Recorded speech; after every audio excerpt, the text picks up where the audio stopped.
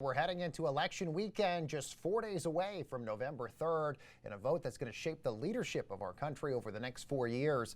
So joining us now is Anthony Scaramucci, founder of Skybridge Capital and the SALT Conference, and of course the former White House communications director under President Trump.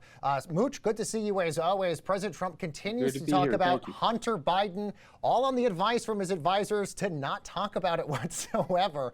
I think even Ted Cruz told Axios it's not going to get him one single new vote. So do you think this Hunter Biden stuff is going to move the needle in 4 days? No, listen, I mean, look, I want to stipulate that the president has very good political instincts. He went from being a reality television star to the American presidency in 17 short months. So he's got way better political instincts than me. But, you know, what I don't like about it is it's not clear how that story originated. I can say on a macro basis, and I've talked to H.R. McMaster and others in the national security complex, we have a full-on weapons-grade style military propaganda going on in the United States right now. President Trump would be nowhere near 40% given the destruction of the economy, the super spreader events, the bizarre nature of his personality, and what he's literally done to our health as it relates to the healthcare crisis. So he's made us weaker, sicker, and poorer. But he's got a standing because of the way they've set this up as a culture war narrative. And so that's why he's still in the race. I mean, he's going to get annihilated, but he's still in the race. It's surprising to me that he has the level of support that he has right now.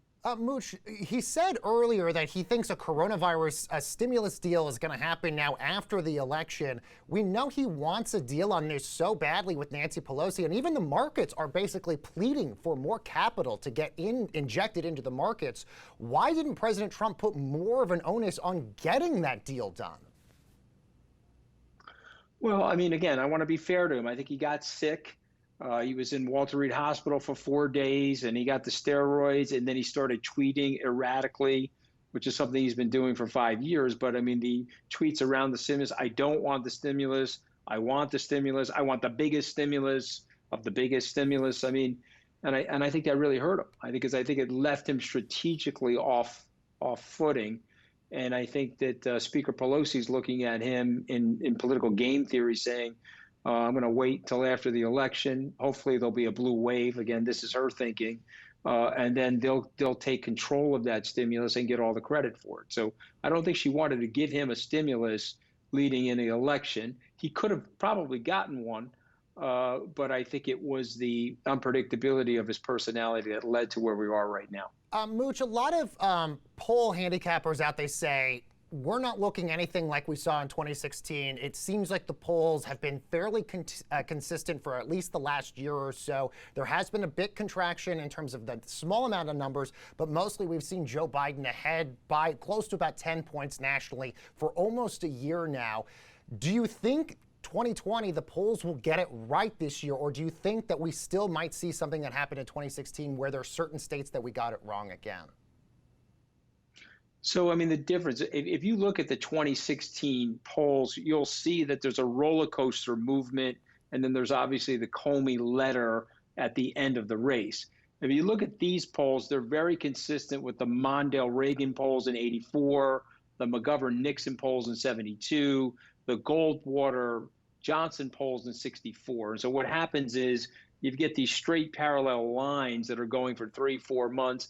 Nothing moves them, no conventions, no October surprises, nothing other than steady parallel lines. And so for those reasons, I do think the polls are going to be right. If anything, they may tip more into the vice president's favor because of what's going on with COVID-19 now. As you're heading towards 90,000 cases a day, 1,200 deaths a day, 9 million people having the virus, and the virus actually having a big impact in places like Michigan and Wisconsin, I think it's going to be devastating for the president.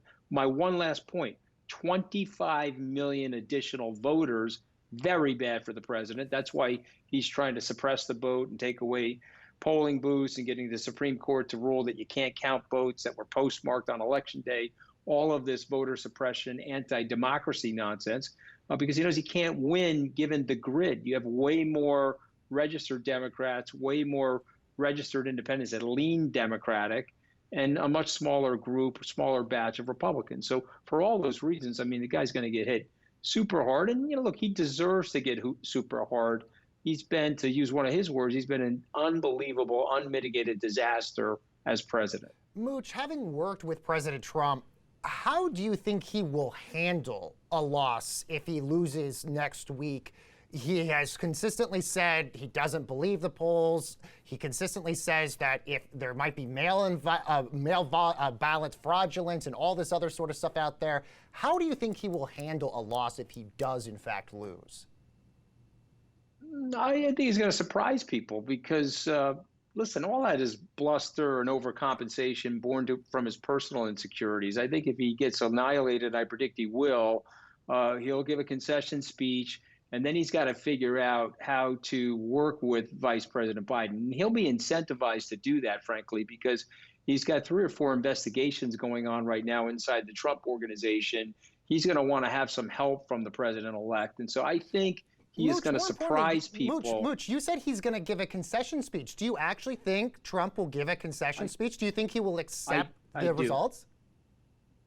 Oh, yeah, 100% I do. Yeah, all this stuff is posturing and smoke and mirrors and bluster. It's stuff he's been doing for 45 years, right out of the Roy Cohn playbook. We have to remember, when he does a news search, he is searching TRUMP. He's not searching USA. He's not searching YOU. Trust me, he could care less about YOU.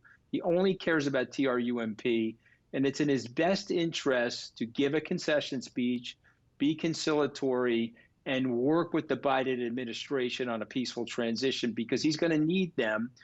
He wants to avoid jail time for himself and his family members, and that's going to be part of his calculus post-election. Interesting insight, Mooch. Always a pleasure to have you here. Thank you so much for coming on. Anthony Scaramucci, founder of Skybridge Capital and the SALT Conference, and of course, former White House communications director as well.